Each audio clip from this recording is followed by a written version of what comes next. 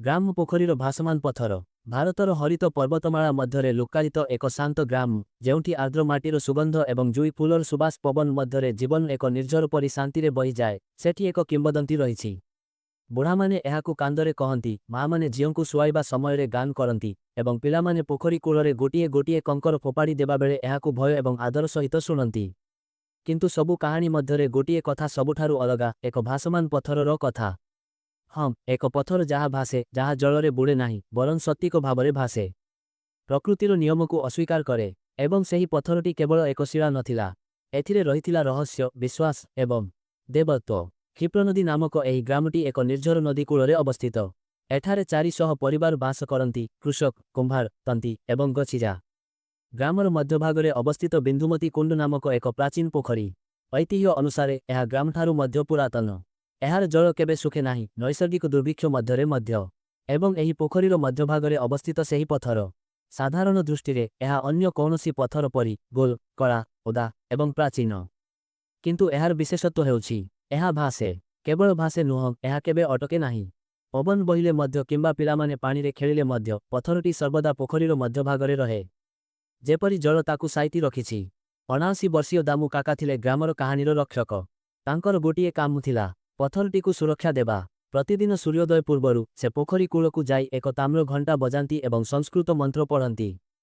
ଓଁ ଜଳ ମଧ୍ୟେ ଶିଳା ଦେବୀ, ଚରତି ଶାନ୍ତ ରୂପିଣୀ। ତୁମର ଭାସମାନ କୃପାରେ ଆମକୁ ଆଶୀର୍ବାଦ କର। ଲୋକେ ତାଙ୍କୁ ସମ୍ମାନ ଦେଉଥିଲେ, ଯଦିଓ ସେମାନେ ତାଙ୍କ ବିଶ୍ୱାସକୁ ସମ୍ପୂର୍ଣ୍ଣ ଭାବରେ ବୁଝି ନଥିଲେ। ସେ କହୁଥିଲେ, ଏହା କେବଳ ଏକ ପଥର ନୁହେଁ, ପିଲାମାନେ। ଏହା ଭାସେ କାରଣ ଏଥିରେ ଏକ ରହସ୍ୟ ଲୁକ୍କାୟିତ ଅଛି ଯାହାକୁ ଦେବତାମାନେ ମଧ୍ୟ କହିବାକୁ ଡରନ୍ତି। କେହି କେହି ହସୁଥିଲେ, କେହି ଶୁଣୁଥିଲେ। କିନ୍ତୁ କେହି ପଥରଟିକୁ ସ୍ପର୍ଶ କରିବାକୁ ସାହସ କରୁନଥିଲେ। ପିଲାମାନଙ୍କ ମଧ୍ୟରେ ଥିଲା ଅରିବ, ଜିଜ୍ଞାସୁ, ଦୁଃସାହସୀ ଏବଂ ପ୍ରଶ୍ନ କରିବାରେ ଦକ୍ଷ। ସେ ପ୍ରଶ୍ନ କରୁଥିଲା, ପଥରଟି କାହିଁକି ଭାସେ? କେହି ଏହାକୁ ଟେକି ଦେଖିଛନ୍ତି କି? ଏହା ଖାଲି ହୋଇଥିଲେ କ'ଣ? ଏକ ଗ୍ରୀଷ୍ମ ସନ୍ଧ୍ୟାରେ, ଯେତେବେଳେ ବଡ଼ମାନେ ଶିବରାତ୍ରି ପର୍ବ ପାଇଁ ବ୍ୟସ୍ତ ଥିଲେ, ଅରିବ ତାଙ୍କ ଦୁଇ ବନ୍ଧୁ, ମୀନା ଏବଂ ରାଜୁକୁ ପୋଖରୀ ପାଖକୁ ଯିବାକୁ ମନାଇଲା। ଆସ ପରୀକ୍ଷା କରିବା, ସେ ହସି କହିଲା। ଚନ୍ଦ୍ରିକା ଆଲୋକରେ ସେମାନେ ପୋଖରୀ ପାଖକୁ ଯାଇ ଏକ ବାଉଁଶ କାଠି ଦ୍ୱାରା ପଥରଟିକୁ ଟୋପାଇଲେ। କାଠି ସ୍ପର୍ଶ କରିବା ମାତ୍ରେ ପୋଖରୀର ଜଳ କମ୍ପିତ ହେଲା। ଏକ ଅଜବ ଧ୍ୱନି ଶୁଭିଲା। ମୀନା ଚିତ୍କାର କଲା। ରାଜୁ ଆଣ୍ଠୁ ପାରିଲା। ଅରିବ, ସେ ଜମି ଯାଇ ରହିଲା, କାରଣ ପଥରଟି ଜଳୁଥିଲା। ଖବର ଜଳଦୂତ ପରି ରାସ୍ତାରେ ଫେଲିଗଲା। ପରଦିନ ସକାଳେ ଅଧା ଗ୍ରାମ ପୋଖରୀ ପାଖରେ ଜମା ହେଲା। ପଥରଟି ପୁଣି ଶାନ୍ତ ଥିଲା, କିନ୍ତୁ ଏଥର ତା' ଉପରେ ସୁନେଲି ଆଭା ଝଲମଲ କରୁଥିଲା। ଦାମୁ କାକା ଗଭୀର ନିଶ୍ୱାସ ପକାଇ ଗ୍ରାମବାସୀଙ୍କୁ ବଟଗଛ ତଳେ ଡାକିଲେ। ବହୁତ ଦିନ ହେଲା, ସେ କହିଲେ, ଏବେ ମୁଁ ସେହି ରହସ୍ୟ କଥା କହିବି ଯାହାକୁ ଅନେକ ପିଢ଼ି ଲୁଚାଇ ରଖିଛନ୍ତି। ଏବଂ ତାଙ୍କ କଥା ଆରମ୍ଭ ହେଲା। 1000 ବର୍ଷ ପୂର୍ବେ ଏହି ଭୂମି ଅଭିଶାପିତ ଥିଲା। ଏକ ରାକ୍ଷସ ବୃତ୍ରାକ୍ଷ ନଦୀଗୁଡ଼ିକୁ ବିଷାକ୍ତ କରିଥିଲା, ଆକାଶକୁ ଶୁଖାଇ ଦେଇଥିଲା ଏବଂ ଭଗବାନ ବରୁଣଙ୍କ ପବିତ୍ର ଶଙ୍ଖ ଚୋରି କରିଥିଲା। ଦେବତାମାନେ ବାଧ୍ୟ ହୋଇଥିଲେ, କାରଣ ରାକ୍ଷସର ମାୟା ଏକ ଭାସମାନ ପଥରରେ ସିଲ୍ ହୋଇଥିଲା, ଏକ ଦିବ୍ୟ ବସ୍ତୁ ଯାହାକୁ ସେ ସ୍ୱର୍ଗରୁ ଚୋରି କରିଥିଲା। କିନ୍ତୁ ରାକ୍ଷସ ଏହାକୁ ପୁରା ନିୟନ୍ତ୍ରଣ କରିବା ପୂର୍ବରୁ ଋଷି ଅଗ୍ନିବେଦ ତାକୁ ଯୁଦ୍ଧରେ ପରାସ୍ତ କଲେ। ଋଷି ରାକ୍ଷସକୁ ନଷ୍ଟ କରି ପଥରଟିକୁ ଏହି ପୋଖରୀରେ ସିଲ୍ କରିଦେଲେ, ଏହାକୁ ଅମର କରି ଦେଇ କହିଲେ ଯେ ଏହା କେବଳ ଏକ ନିଷ୍କଳଙ୍କ ମନର ପିଲା ଦ୍ୱାରା ସ୍ପର୍ଶ ହେବ। ଏବଂ ସେହି ପିଲା, ଦାମୁ କାକା କହିଲେ, ଥିଲା ଅରିବ। ପରବର୍ତ୍ତୀ ଘଟଣା ସମସ୍ତଙ୍କୁ ଆଶ୍ଚର୍ଯ୍ୟ କରିଦେଲା। ପୋଖରୀରେ ନୂଆ ଫୁଲ ଫୁଟିଲା, ଅଜଣା ମାଛ ଦେଖାଦେଲେ, ଅଦୃଶ୍ୟ ସଙ୍ଗୀତ ଶୁଭିଲା।